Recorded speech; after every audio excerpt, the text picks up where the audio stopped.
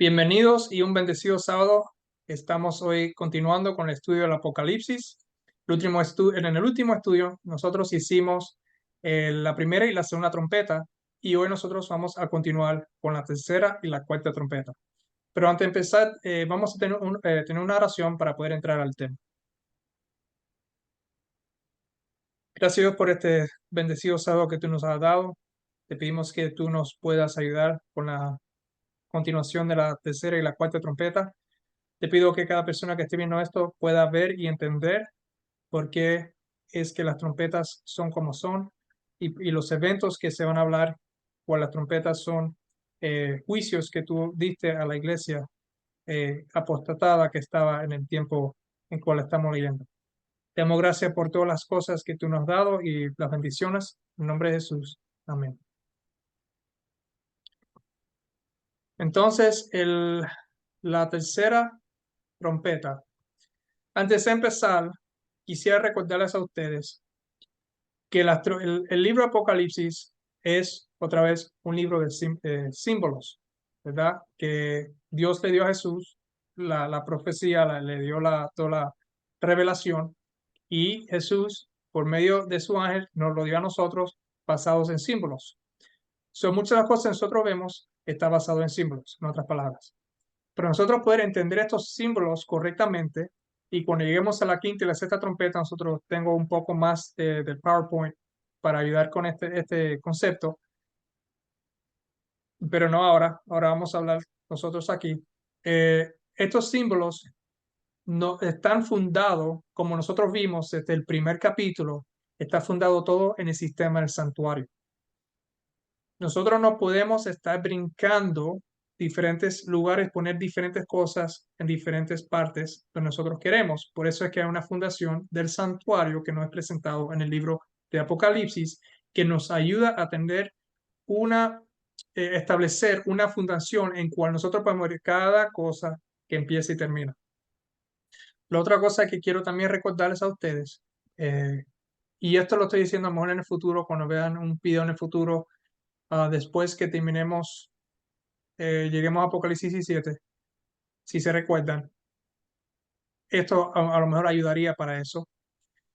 Quiero que recuerden que en el libro de Apocalipsis, la historia de la profecía del tiempo de Juan, ¿verdad? Igual como en el tiempo de Daniel. Cuando vamos a usar Daniel, que mucha gente aquí, creo que este grupo, y también que no sean este grupo, puedan relacionarse mejor. Daniel capítulo 2 es el tiempo de Daniel hasta la segunda venida de Jesús. Daniel capítulo 7 regresa otra vez al tiempo de Daniel. ¿Hasta qué? Hasta la segunda venida de Jesús. Daniel capítulo 8 empieza el tiempo de Daniel. Ya Babilonia estaba a punto Babilonia ya estaba a punto a irse, eso empieza con Persia, Medio Persia y Grecia. Daniel 8 empieza el tiempo también de Daniel hasta la segunda venida de Jesús. Daniel 9 es más información, que son un periodo específico, cual el mismo capítulo da especificación que un tiempo, un pedacito de Daniel 8, y nos enseña cuándo es que empieza los 2300 años en Daniel 9. Daniel 11 empieza otra vez del punto de donde vivía Daniel hasta la segunda venida, ¿verdad? Que eso termina como en Daniel capítulo 12, y es otra vez la misma historia con más detalles. ¿Por qué lo digo? Lo mismo pasa aquí. Las cartas a las iglesias empiezan con la primera iglesia, la etapa de la primera iglesia durante el tiempo de Juan, y nos lleva al final hasta el segundo capítulo, hasta la segunda venida de Jesús, quiero decir, perdona, que es la situación de las iglesias, las características, lo que estaba sucediendo. Tenemos los sellos. Vimos que los sellos otra vez empiezan durante el tiempo de Juan y termina ¿dónde? A la segunda venida. Tenemos el capítulo 7, que da un poquito más información sobre los 144,000 cuando empieza y todas esas cosas, que nosotros ya tocamos eso, que es donde nosotros estamos viendo ahora ese periodo, en el sexto sello, y estamos en el capítulo 7, lo que está sucediendo durante ese periodo. Las trompetas, ¿verdad? No pueden empezar después, porque después de la segunda venida no hay más historia. Ya eso es todo futuro. La historia del planeta Tierra, en otras palabras, también podemos ver las profecías tienen que ver como se está viendo, desde el tiempo del profeta hasta el final del tiempo. Todo tiene su orden. Las trompetas, como vimos con la introducción a las trompetas, no hablan del ministerio de oración que está sucediendo en el cielo desde el tiempo de Juan, las oraciones que están yendo para allá arriba, hasta la segunda venida de Jesús, cuando ya no hay más ministerio. Y las trompetas no empiezan después, porque las trompetas, como vamos a ver en en el próximo estudio, donde tengo el PowerPoint presentado para eso, nos está explicando lo, el, las trompetas son, o como ya hemos visto, son respuestas a lo que estaba sucediendo con la iglesia, contra la iglesia siendo perseguida por el error, que el cristianismo, entre comillas, eh, persiguiendo y matando los cristianos verdaderos. Como nosotros vimos en la vimos que en la tercera iglesia Jesús da una advertencia que voy a venir contra ti si no te arrepientes a lo que se está yendo de la iglesia y yendo al error, voy a ir contra ti. La cuarta iglesia es el resultado y en la cuarta iglesia él dice lo que él iba a hacer y las trompetas es la respuesta la respuesta, pudiéramos decir, la respuesta a la tercera iglesia y la acción que Jesús está tomando con la cuarta iglesia.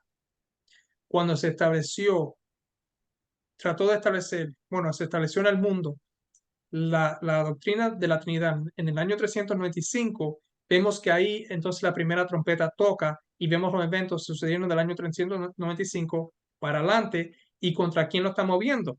Lo está moviendo contra la Iglesia Católica. ¿Y por qué la Iglesia Católica? Porque los eventos se están haciendo contra Roma. Y en este tiempo ya es Roma papal, no Roma pagana. Y Roma papal, ¿verdad? Es la que estaba no solamente persiguiendo a los cristianos, físicamente, pero más importante, lo estaban persiguiendo espiritualmente, una cosa que Roma pagana no hizo. Lo único que Roma pagana quería es que aceptaran al emperador como un dios también y que no tengan otro dios por arriba de él.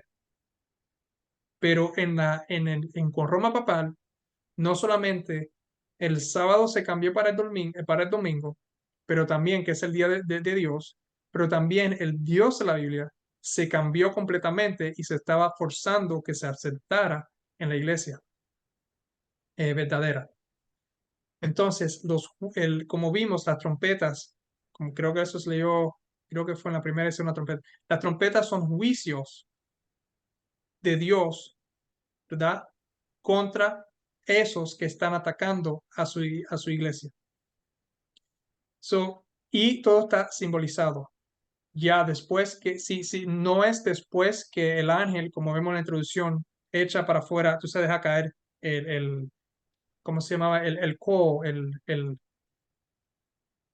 no la ceniza, pero las piedras ardientes, tú sabes que es lo que quema para las oraciones, para el incenso. No es cuando lo deja caer que empiezan las trompetas.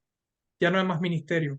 Cuando él hace eso es que vienen las plagas. Cuando no hay más ministerio en el cielo, vienen las plagas. No antes. Y las trompetas no son después, porque las plagas y las trompetas no van a la misma vez. Vamos a continuar y después en la próxima presentación que tenga el PowerPoint sobre eso, que está ahí. Entonces, espero que esta introducción que estoy dando para continuar la trompeta 3 y 4 empiece a tener un poco más sentido con la introducción que se va a hacer a las trompetas 5 y 6. A ver.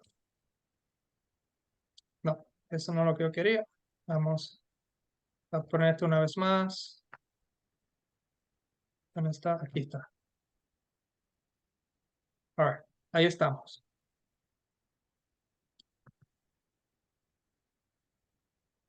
So, tenemos aquí la tercera trompeta, ¿verdad?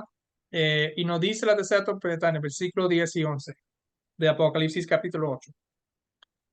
El tercer ángel tocó la trompeta Y cayó del cielo una gran estrella, ardiendo como una antorcha, y cayó sobre la tercera parte de los ríos y sobre las fuentes de las aguas.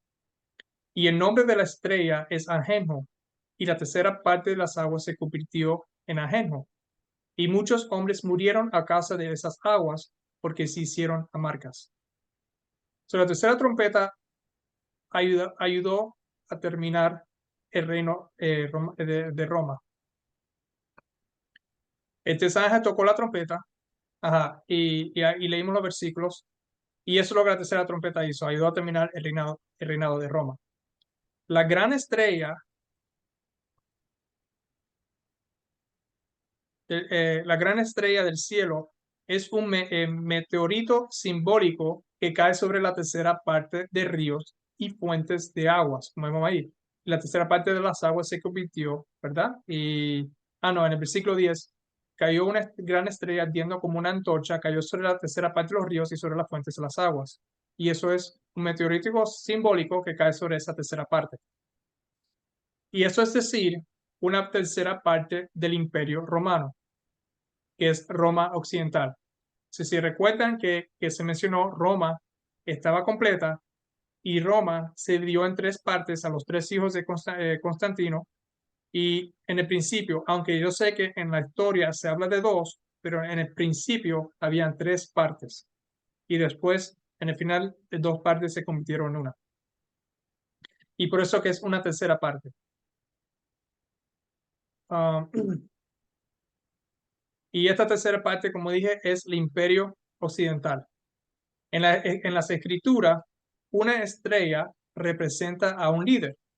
Una estrella fugaz puede representar un líder apóstata, como vemos en Judas capítulo 1, versículo 13, donde nos dice, fieras ondas del mar que espuman su propia vergüenza, estrellas errantes para las cuales está reservado eternamente la oscuridad de las tinieblas. Estos son, esto está hablando a líderes que están en apostasía. Por lo tanto, buscamos algún líder poderoso que invadió el Imperio Romano y trajo gran amargura a la gente de un área en particular.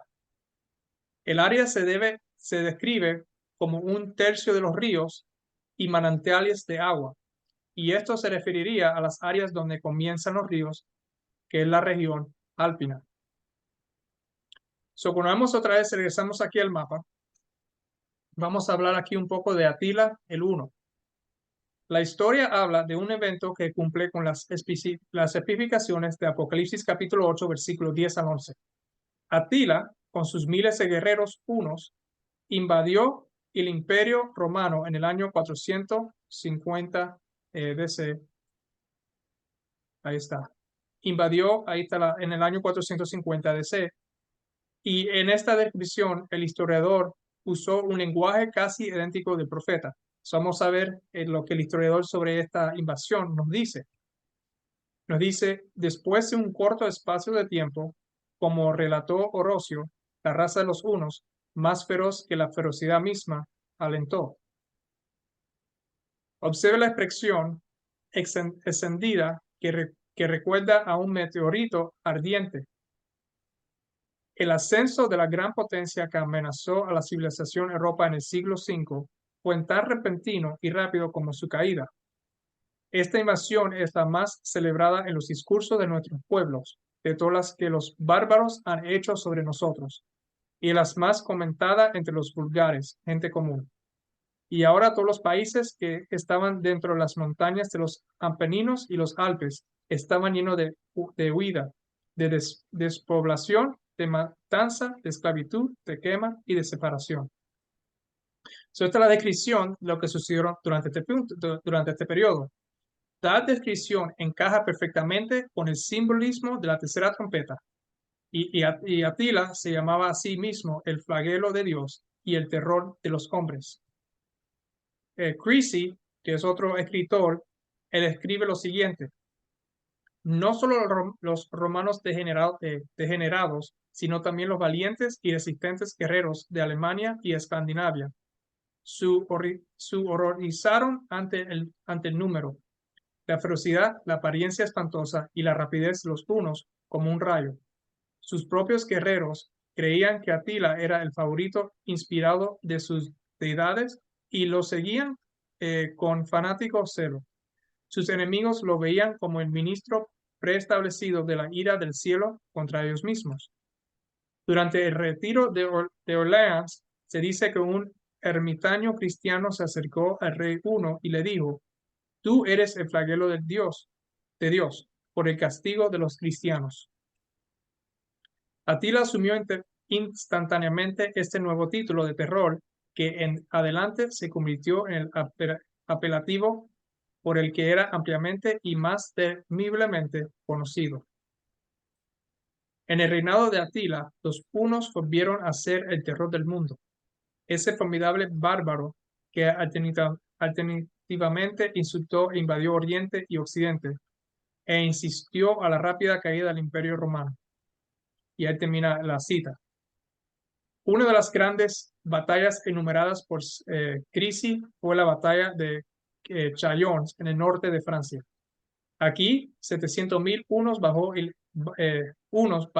liderazgo de Atila se reunieron con los romanos y visigodos que se habían combinado para contrarrestar a Atila. Fue una batalla terrible que vio una masacre asombrosa. De hecho, Atila y sus hunos fueron rechazados en ese campo de batalla. Sin embargo, no fue totalmente derrotado y se retiró a las regiones montañosas, a los ríos y manantiales de agua, tal como decía la profecía. Allí reinó hasta regresar a su capital para luego morir de apoplejía. Los hunos se habían extendido por toda Europa del Este, donde era imposible oponerse. Incluso invadieron China y Media, al norte de Persia. Okay. Lo que da una idea del alcance de sus conquistas.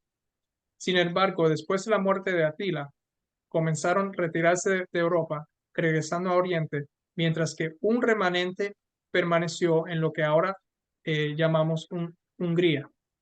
Así la tercera trompeta fue cumplida por la aterradora invasión de Atila y sus hunos. Como hemos visto hasta ahora, la primera trompeta empezó del año 395, que creo que si fue los codos, si vemos aquí el mapa. Y también vemos los visigodos y vemos todas estas diferentes cosas. Vemos la primera trompeta, empezó en un cierto año y terminó en otro año. Después tenemos la segunda trompeta, ¿verdad? Que empezó en un año específico y terminó en otro año específico. Igual como la trompeta. Primero toca la primera trompeta, terminó la primera trompeta. Toca la segunda trompeta, tenemos que seguir la historia. Vemos hacer una trompeta. Empezó a tocar la tercera trompeta, los hunos, que es lo que acabamos de cubrir, en el año 450, y terminó la tercera trompeta. Todo en su orden, uno tras el otro, todos los símbolos siendo cumplidos por cada trompeta. Ahora vamos a ir a la cuarta trompeta. Nos dice aquí, el versículo 12 de Apocalipsis 8. El cuarto ángel tocó la trompeta y fue herida la tercera parte del sol, y la tercera parte de la luna, y la tercera parte de las estrellas, para que se oscureciese la tercera parte de ellos, y no hubiese luz en la tercera parte del día, y asimismo de la noche. Apocalipsis capítulo 8, versículo 12. Ahora, vemos el primer símbolo, ¿verdad? El sol. Fue herida la tercera parte del sol. El simbolismo de esta trompeta es el más difícil de los 7. El término un tercio del sol debe ser simbólico porque no podría estar refiriéndose al sol literal. Recuerden, como dije en el principio, todo esto es simbólico. ¿Qué representarían entonces el sol, la luna y las estrellas del Imperio Romano? La tercera parte podría aplicarse a la Roma occidental, por lo que este simbolismo probablemente se refiere a las luces principales, los gobernantes de la Roma occidental. Curiosamente, habían 3 cuerpos involucrados en el gobierno del Imperio Romano. Estos eran el emperador, los cónsules y el senado. El revelador, que es hablando de Juan, los compara con el sol, la luna y las estrellas. El emperador puede estar representado por el sol, el cónsul por la luna y el senado por las estrellas. Bajo la cuarta trompeta, esos poderes gobernantes fueron puestos fuera de acción, trayendo oscuridad civil sobre la tercera parte del imperio. No había luz romana principal ni poder romano gobernante. Esta predicción se cumplió con la invasión de un pueblo gótico llamado los Erulis, bajo su líder Odiacro. Se había aliado con Atila y sus hunos y se quedaron atrás cuando Atila se retiró al oriente. Los Erulis, ahí está el amarillo en el centro de la pantalla, invadieron Italia en el año 476 después de Cristo. Vemos, como dije, la historia, una trompeta, después la otra, después la otra. Una invasión, después viene la otra invasión, después viene la otra invasión. Los juicios de Dios contra la iglesia apostatada porque estaban atacando a su iglesia. Como dije, los Erulis invadieron Italia en el año 476 y Odoacro dio órdenes de que el cargo de emperador de Roma occidental fuera abolido. Como respuesta, el emperador reinante abdicó y Odoacro se convirtió en rey de Italia. Odoacro fue el primer bárbaro que reinó en Italia sobre un pueblo que una vez había afirmado su justa superioridad sobre el resto de la humanidad. La desgracia de los romanos todavía excita nuestra compasión respetuosa. Eso era una cita de un autor sobre este tiempo. Ahora, la luna y las estrellas, ¿verdad? Que también mencionó, la luna y las estrellas. ¿Cuál fue el destino final de la luna y las estrellas? El consulado representado por la luna fue abolido en el año 541 DC y en el año 553 DC el Senado romano, representado por las estrellas, dimitió porque se había vuelto incapaz de gobernar. Así, el gobierno de las principales luces de Roma occidental fue terminado. Bajo la cuarta trompeta, Roma occidental había llegado a su fin, como dijo San Jerónimo cuando vio que Roma iba a caer. El glorioso sol del mundo se ha extinguido. El poeta inglés Byron, al describir el mismo evento, escribió: vio expirar sus glorias estrellas por estrella. Y esta interpretación explica el simbolismo de la cuarta trompeta. La causa de la caída de Roma, lo próximo que vamos a leer. Vemos aquí que poco a poco, como Dios estaba, o Jesús, podríamos decir Jesús, porque Jesús es que está encargado, como leemos en la Biblia, que Dios puso a Jesús encargado, como él poco a poco, como le dijo a la tercera iglesia, si no se arrepentían, iba a venir contra ellos.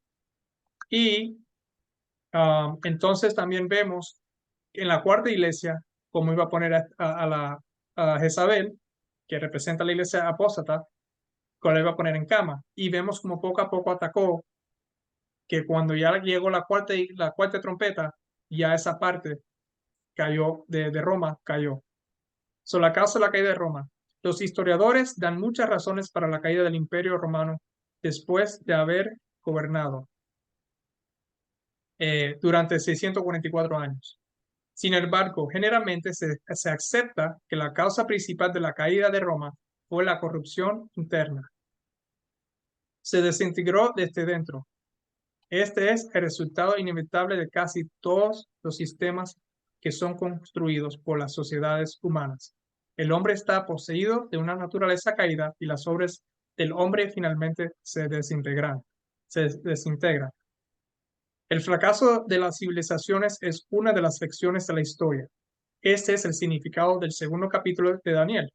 La imagen comienza con el imperio dorado, mientras que los metales sucesivos que representan los diversos reinos son todos de calidad cada vez más inferior, desde la plata hasta el bronce, el hierro y finalmente la arcilla. Esto nos dice que los reinos de este mundo, construidos sobre el diseño humano, eventualmente degenerarán y se desintegrarán. Por si acaso que aquí quieres saber de dónde yo estoy diciendo esto está traducido del libro de Joel Smith al español. Como se predijo, y lo que estoy haciendo es que estoy tratando de resumir muchas de las cosas y con la presentación en PowerPoint para que puedan por lo menos tener algo visual y más corto. Como se predijo en el Daniel 2, el reino de hierro de Roma se dividirá. Tal vez uno de los propósitos de las trompetas era mostrar cómo se iba a dividir Roma y cómo se iban a establecer los pies de la imagen. Los reinos de Europa iba a desempeñar un papel importante en el conflicto entre el bien y el mal a lo largo de la era cristiana y especialmente en el tiempo del fin. Si vemos aquí, como escribió Joel Smith, ¿por qué es que Roma está separado? Y vemos aquí, esto pudiera ser una de las razones eh, o la explicación, los detalles que nosotros no vemos en Daniel capítulo 2. Lo próximo que quiero hablar aquí un poquito antes de continuar con el PowerPoint es el cristianismo apóstata. Dice, si fuera cierto que la caída de Roma se debió a la corrupción interna, ¿cómo se explica esto a la luz del hecho de que el imperio se había hecho cristiano? La influencia moral de la fe cristiana seguramente debería haber detenido la marea de corrupción. La respuesta es que la iglesia cristiana dentro del imperio se había corrompido. Ok, y esto quiero hacer un énfasis aquí, porque esto lo voy a hablar unas próximas, como empecé en la introducción, unos próximos estudios después. Dice aquí, la iglesia cristiana dentro del imperio se había corrompido. Cuando nosotros vimos la cuarta iglesia, el imperio representado por Jezabel, esa iglesia representada por Jezabel, que es la que está dentro del imperio, comparado a la iglesia de Dios, y esto lo voy a cubrir muchísimo más cuando haga ese estudio, comparado a la iglesia de Dios que estaba afuera. La que estaba adentro del imperio se había corrompido. Apocalipsis 9 revela que a pesar de los juicios de las primeras 6 trompetas sobre el pueblo apóstata del imperio, continuaron en su curso descendente. Pero el resto de la humanidad que no fue asesinada por estas plagas o no fueron muertas por estas plagas, no se arrepintió de las obras de sus manos. Hablando esto es de la iglesia corrompida adentro del imperio, para que no adoraran demonios e ídolos de oro o plata, bronce, piedra y madera, que no pueden ver, ni oír, ni caminar. Y no se arrepentían de sus asesinatos, ni de sus hechiceras, ni de su inmoralidad sexual, ni de sus robos, como vemos en Apocalipsis capítulo 9, versículo 20. Estos pecados fueron exactamente lo que fueron perpetrados por los cristianos apóstatas del Imperio Romano. Es fácil, recuerden, hay dos cristianos. Están los cristianos verdaderos por la fe de Jesús, que no niegan su nombre, y están que es lo hemos, eso de la tercera iglesia tiene ese lenguaje, y tenemos lo que se salieron de ahí y apostataron, que vinieron a ser parte del Imperio Romano.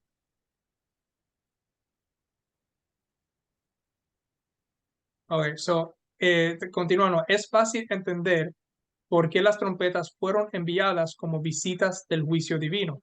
Se reconoce que la corrupción que existe bajo el disfraz de la religión es el peor tipo de corrupción. Ese fenómeno es de importancia para los cristianos de hoy. La falsedad, la hipocresía y la corrupción siempre reciben la desaprobación del cielo, aunque puedan ocurrir bajo el disfraz de la religión. De hecho, esto hace que estos pecadores sean aún más ofensivos para Dios y Él no los pasará por alto. El siguiente consejo es digno de mención. Y esto es de Ellen G. White, Testimonios a las Iglesias. Nos dice, Él enseñaría a su pueblo que la desobediencia y el pecado son extremadamente ofensivos para Él y no deben ser considerados a la ligera. Su ceño fruncido puede no descansar sobre todos ellos, pero si los pecados de la gente son pasados por alto por aquellos en posiciones responsables, su ceño fruncido estará sobre ellos, y el pueblo de Dios, como cuerpo, será considerado responsable de esos pecados. En sus tratos con su pueblo en el pasado, el Señor muestra la necesidad de purificar a la iglesia de los errores. Un pecador puede difundir la oscuridad que excluiría la luz de Dios de toda la congregación. Si los errores son evidentes entre su pueblo y si los siervos de Dios pasan indiferentes a ellos, habitualmente sostienen y justifican al pecador y son igualmente culpables y con la misma seguridad recibirán el disgusto de Dios porque serían hechos responsables de los pecados de los culpables. Aquellos que han excusado estos errores han sido considerados por la gente como muy amables y encantadores en disposición, simplemente porque evitan cumplir con un deber sencillo de las Escrituras. Las tareas la tarea no era agradable a sus sentimientos, por lo tanto lo evitaron. El verdadero pueblo de Dios, que tiene el espíritu de la obra del Señor y la salvación de las almas en el corazón, siempre verá el pecado en su carácter real y pecaminoso. Siempre estarán del lado de los fieles y claros que tratan con los pecados que acosan fácilmente al pueblo de Dios, especialmente en la hora de cierre para la iglesia. Si ustedes ahora van y regresan en su estudio personal a la tercera iglesia que está en Apocalipsis capítulo 2, la tercera iglesia, y leen lo que sucedió con esa tercera iglesia, pueden ver, es más, déme ponerlo, no, esto no era parte de mi presentación, pero quiero tocarlo porque esto sí es parte de lo que está sucediendo por la razón que estoy haciendo una presentación especial en el futuro. Um, y no lo voy a hacer ahora porque no hemos llegado a ese punto. Estoy buscando aquí, si me da un segundo.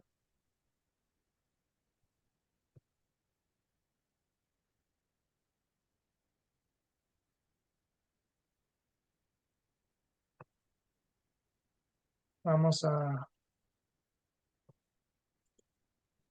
Se llama Apocalipsis capítulo 2, la tercera iglesia. Vimos lo que el Ellen G. White dice, que la iglesia de Dios debe anunciar los pecados, el error, etcétera, de la iglesia apostatada. Si lo llevamos a términos modernos, ¿verdad? Y esto, todos nosotros, yo también incluyéndome, somos culpables de no hacer lo que el N.G. White aconseja que hagamos, que es lo que la Biblia también aconseja que hagamos, es que hablemos a los cristianos de otras, ¿cómo sería? De otras denominaciones, otras creencias, y tratar de atraerlos a ellos a la verdad. Ahora, una cosa es que si tú le dices y ellos lo ignoran o lo rechazan, eso está, no, ya estamos libres. Igual como cuando Jesús mandó a sus discípulos, se le dijo que vayan dos sin dos y que eh, profesan o que den el anuncio del evangelio y que si ellos no lo aceptaran, ¿verdad? Y lo rechacen, entonces que se vayan a la casa, ¿verdad? Y lo dejen porque ya, pero por lo menos lo oyeron. Igual como nosotros debemos nosotros enseñar, sé que para los adventistas el sábado es muy grande, pero no solamente el sábado, más importante es el Dios del sábado. Enseñarles sobre el verdadero Dios de la Biblia. Y el sábado es parte de eso también. Tú sabes, no estoy echándolo para el lado, pero vamos a poner tú sabes, lo primero primero y lo segundo segundo. Pero ustedes lo pueden hacer en cualquier orden que ustedes crean que funcione. Ahora, si lo rechazan, lo rechazan. Cuando vamos aquí a la tercera iglesia, regresando aquí a Apocalipsis capítulo 2, la tercera iglesia, versículo 13, él le dice a la iglesia que él conoce sus obras y donde moras, donde está el trono de Satanás, pero retienen su nombre y no han negado mi fe ni aun en los días en que Antipas, su testigo fiel, fue muerto entre vosotros donde mora Satanás. Y nosotros hablamos sobre Antipas, etcétera. Pero quiero tocar este punto. Los que conocen la verdad de Dios, los que guardan sus sábados, los que guardan sus mandamientos, ¿verdad? Como nos dice vamos a ponerlo aquí, Apocalipsis capítulo 12. Apocalipsis capítulo 12. Ahora, este no es el mismo tiempo, pero la idea es la misma. Eh, Versículo 17. Entonces el dragón se llenó de ira contra la mujer y se fue a hacer guerra contra el resto de la descendencia de ella, los que guardan los mandamientos de Dios y tienen el testimonio de Jesucristo. ¿Ok? So, los mandamientos de Dios, que para muchos el sábado es lo que les resalta, pero no se olviden que el primer mandamiento es no tener otro Dios que el verdadero. Es el primer mandamiento. So, si aunque nosotros nos llamamos adventistas de séptimo día, para eso que es una adventista, específicamente, y dicen, oh, yo guardo el sábado, pregunta es, ¿tú adoras al Dios verdadero? Porque si todavía hay una confusión o no conoces quién es tu Dios, porque la Trinidad es un misterio, entonces, ¿a qué Dios se está adorando? Y esto cuando lleguemos a Apocalipsis 17 lo vamos a tocar un poco más, y Apocalipsis 12, todas las cosas. Pero el punto es ese, que no solamente porque guardes el sábado significa que tú estás guardando los mandamientos. Y no significa que tienes el testimonio de Jesucristo. El otro, creo que es en el capítulo 14,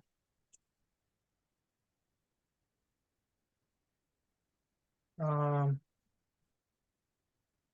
donde dice 14, versículo 12, aquí está la paciencia de los santos, los que guardan los mandamientos de Dios y la fe de Jesús. Ok, eso tenemos la misma cosa, la fe, el testimonio de Jesús y la fe de Jesús. Empezando Apocalipsis capítulo 2. So, esta iglesia tenía eso, no negaron el nombre y retenieron la fe de Cristo. No han negado su fe, que es los que guardan los mandamientos y tienen la fe o el testimonio de Jesús. Pero dice aquí versículo 14, pero tengo unas pocas cosas contra ti, que tienes ahí los que retienen la doctrina de Balaam.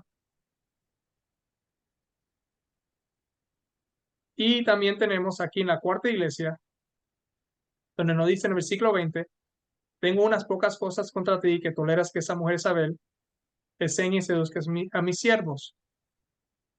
So, cuando nosotros regresamos para atrás al, a la presentación, a ver aquí,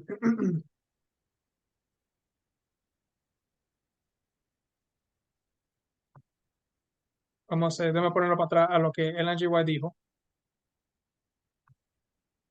Cuando vemos aquí lo que Ellen G. White dijo, ¿verdad? Vamos a regresar aquí. Vemos, porque ya estamos concluyendo aquí, aquellos que han excusado estos errores han sido considerados por la gente como muy amables. No, espérate.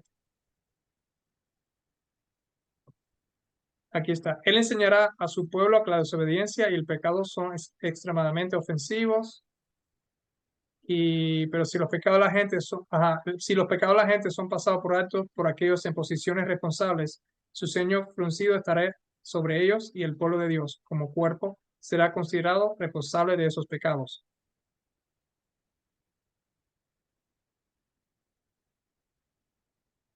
El segundo párrafo. Si los errores son evidentes en su pueblo y si los siervos de Dios pasan indiferentes a ellos, ritualmente sostienen y justifican al pecador y son igualmente culpables y con la misma seguridad recibirán el disgusto de Dios porque serán hechos responsables de los pecados de los culpables. Aquellos que han excusado entre estos errores han sido considerados por la gente, etc.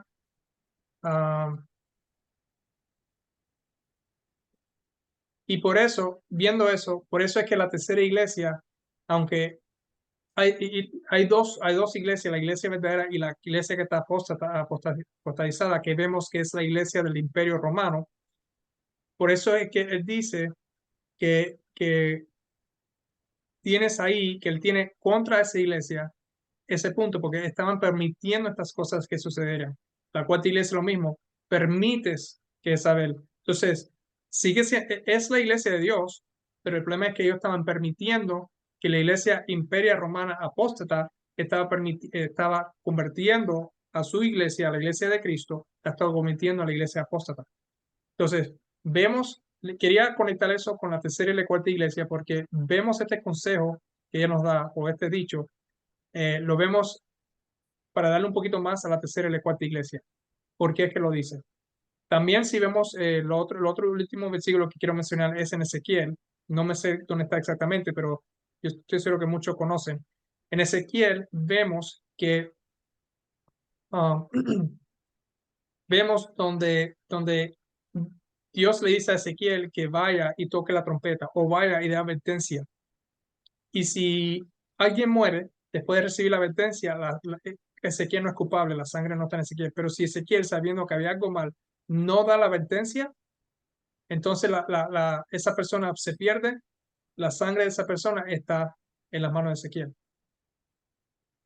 Y es muy interesante porque yo estoy diciendo esto es un llamado no solamente para ustedes, sino también para mí, que lo estoy viendo, y me incluyo con ustedes. Dios quiere que nosotros vayamos especialmente estos últimos días de la historia que estamos viviendo. Si han visto las noticias, no voy a entrar en todo eso, pero si han visto las noticias, ven todo lo que está sucediendo. Estamos ya a los últimos años, ¿verdad? Ya esta historia está a punto de terminar. Nosotros vimos, estamos en el sexto sello, ya ese rollo está a punto de cerrarse. ¿Ok? Los vientos se están dejando, se están soltando. Ya la profecía está a terminarse. Ya estamos en los últimos días. Estamos en el tiempo del juicio investigatorio. Ya está a punto de terminar. Necesitamos empezar a enseñar y tratar de traer gente. Y yo sé que es duro porque yo, aunque estoy hablando ahora, lo estoy pensando y yo sé que hay gente que me gustaría, pero han rechazado y quisiera yo, pues, tú sabes, ayudarle. Pero bueno, hagan lo que puedan hacer. Pídanle a Dios que les ayude. Para concluir con esta tercera y cuarta trompeta, cuando hay corrupción y apostasía en su iglesia, déjame ver aquí, sí, ahí está. Cuando hay corrupción y apostasía en su iglesia, Dios no la pasará por alto. Más bien, Él permitirá que los juicios vengan sobre la iglesia en un esfuerzo para purificarla y traer a los que están en apostasía de vuelta a la fe. Y este era el propósito fundamental de las trompetas: defender su pueblo y tratar de traer a esos que estaban en apostasía, que podían ser traídos para atrás, que vengan para atrás. Por eso es que vemos arrepiéntate, arrepiéntate en las cartas a las iglesias. Vamos entonces, con esto terminamos la tercera y la cuarta. Y como dije, el próximo estudio, el próximo sábado, vamos a ver entonces la quinta y sexta. Y vamos entonces a tener un mejor explicación por qué también, o más explicación por qué las trompetas empezaron cuando empezaron, debe de empezar en el principio con las cartas y los sellos. Vamos a tener una oración para poder terminar.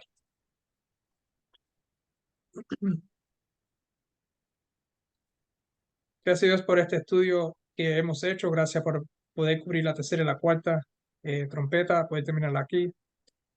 Te pido que, como estaba diciendo al final, pido que tú puedas trabajar en cada uno de nosotros, en cada una de nuestras almas, nuestras mentes, que podamos tener la fuerza, darnos tú la fuerza, porque la fuerza no la tenemos nosotros mismos. Darnos tu espíritu para nosotros poder tener esa fuerza necesaria para poder hablarles a otros que estén en diferentes iglesias, estén en el mundo o estén en nuestras iglesias, las verdades sobre tú y tu hijo, los mandamientos, las cosas necesarias que necesitan para que puedan ir a donde estás tú. Solamente hay un camino a ti, que es por medio de Jesús, y Él es nuestro único mediador. Y por Él, por medio de Jesús, queremos que tú nos ayudes, darnos a Jesucristo en nuestro corazón para que podamos hablarle a los otros. Te pido que este estudio pueda ayudar a muchos a poder entender hasta ahora las trompetas, los juicios que tú diste, como todo vino en su orden, como debería ser. Y como tenemos 3 trompetas más que tocar, y en el futuro, cuando estudiemos eso, que también ellos puedan ver cómo toda la historia sigue y todo está conectado perfectamente. Damos gracias por todo. En el nombre de Jesús te lo pedimos todo. Amén. Hasta el próximo sábado. Los veo en el próximo estudio.